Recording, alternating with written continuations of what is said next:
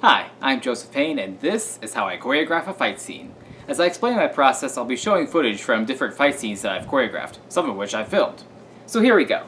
When I plan out a fight scene, there are a few factors I look at to determine the choreography: the background of the actors, the background of the characters, the story, the location, and the tone of the film. When I look at the background of the actors, I look at if they have any experience in stage or film combat. If they haven't yet, I look at if they've had martial arts training and what that training was. I do this so that the actors can be easily comfortable with all the choreography.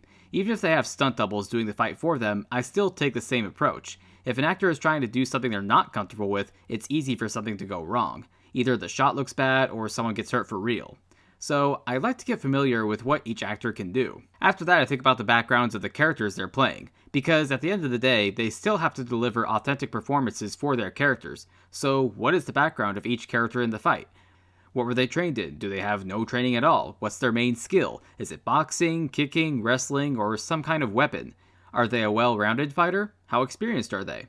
How do different styles clash? For example, a boxer fighting a wrestler would be different from a boxer fighting another boxer. I hold a black belt in the American hybrid martial arts style called Kajukenbo. I've also received some training in Aikido, Bakudo, Capoeira, and Filipino Kali. This has given me a deep understanding of each area of fighting so that I'm able to choreograph different fight scenes for different films with different characters. But an even bigger impact on a film's fight scene more than the styles or training is each character's personality. Regardless of their training or their job, someone's personality plays a big role in how they fight. Maybe one character is a vigilante who is new to crime fighting. Another perfect example is that someone with a very aggressive personality, usually a villain, would probably go more on the offensive, whereas someone with a calm and collected personality would take more of a defensive approach to a fight. So when I look at the story, I want to look at what the story as a whole is and where the story is at this point in the movie or TV episode. What's the reason for the fight? Sure, you could choreograph a fight with some really cool moves involving wires and a lot of flashy moves, but I found that the fights people like the most are the ones with a lot of story behind it. What's at stake in this fight? What are the motivations for each character to fight? Someone fighting because they're paid to fight will not fight the same way as someone fighting for a deep personal reason like protecting their loved one or their home. Maybe someone is fighting for revenge, in which case the aggressive offensive style is used once again. A character's training, or lack thereof, their personality, and their motivation all play big roles in the fight scenes that I choreograph. Location is an important one as well. A fight scene has to fit within the confines of its location. When I was staging fight scenes for amateur films in high school, I once or twice ran into issues of the actual filming space not being as big and spacious as I had planned for, so this is definitely something I like to avoid. It's also good to know the space because then I can come up with clever ways for the characters to use the space in the fight.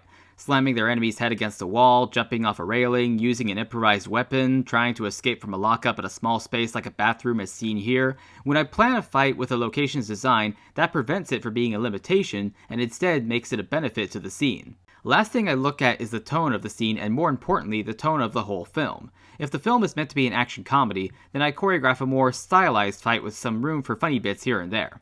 If the film is meant to be much darker and more serious in tone, then the choreography will be more on the gritty side. In this case, the quality of the fight doesn't come from how flashy it is, but how brutal and emotionally engaging the fight is. This is where I plan the kind of fight where you really believe these characters want to kill each other. A bonus thing that I consider is the size of each person in the fight. If they're close in size, then it's not much of a factor. But sometimes two actors are far apart in size. In this fight scene, for example, between Oddjob and Jaws from a show I produced called Silver Screen Showdown, one actor is 5'8", while the other actor is 6'6". Even if the bigger character isn't necessarily stronger, such a contrast in height does affect range. The taller character will usually have a longer range for punching, kicking, and grabbing, so I usually give the smaller character something in his or her combat arsenal to keep the fight even unless the script calls for the smaller character to lose. In this case, Oddjob keeps the fight even with his more agile and tactical fighting style. Once I've finalized the choreography, it's time to meet with the actors to rehearse. I always have a plan for making the whole fight easier for actors to digest and get comfortable with. I break the fights up into pieces. However many pieces make up the fight is based on how long the fight is. I start by walking and talking the actors through the choreography slowly piece by piece. Then I keep practicing with them with the focus on remembering the movements. Once they remember the choreography for the first piece, I move on to the second piece, third piece, and so on in that fashion. I always insist they rehearse slowly in case someone has trouble remembering a move or executing it the right way. This way I can easily guide them in the right direction and explain the move however it needs to be explained. Once the actors are off book on the choreography, then I have them practice the fight scenes in the pieces I divided the fight into. I have them gradually pick up the speed and intensity as I see them get more comfortable with doing all the moves safely. The actors must use up to 50% power at the most, and certain hits should miss contact entirely but be close enough to fool the camera. For some more precise hits, this does mean aiming an attack at a nearby body part that can take a hit better than the part the character in the movie is aiming for, such as hitting the top center of the chest to sell a throat hit since the human throat is very sensitive. When it's time to film, I make sure to be there during the filming, assuming I'm not the one filming the fight. I'm there to remind the actors of each move in case something happens, and I work with the cinematographer to get the best shots of the fight that I planned. Now, when I film a fight, I like to do longer takes from wider angles rather than several quick 2-second takes that are cut very fast. It's become a Hollywood trend, but I've always preferred the longer takes. I like when the audience can see everything that's going on very easily. This way they're more engrossed in the fight. Even if a shot is closer for a gritty fight, I still like to keep the take longer. I find that cutting too much and relying on shaky cam actually hurts a fight scene. In my theater classes, teachers often said that if the audience can't hear you, they won't care about what you're saying. Well, I think the same applies to fight scenes too.